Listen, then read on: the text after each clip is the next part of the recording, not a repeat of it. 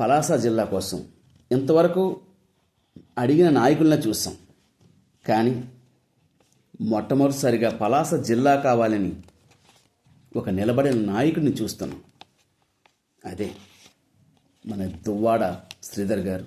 Sir, మీరు మంచి సమయంలో, చాలా అవసరమైన సమయంలో తప్పకుండా మీరు నిలబడ్డారు.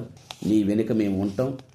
మీరు నడిచే దారిలో మేము ఒక అడుగై ఉంటాం.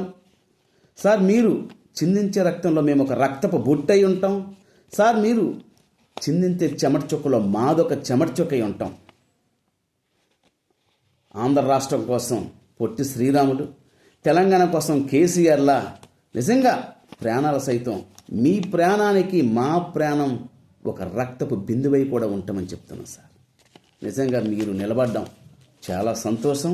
తప్పకుండా సాధించి తీరడానికి మీరు నిలబడే ఉండాలని మనసారా ఆశిస్తూ తప్పకుండా మేము మీ వెనుక ఉంటామని మనవి చేసుకుంటున్నాం.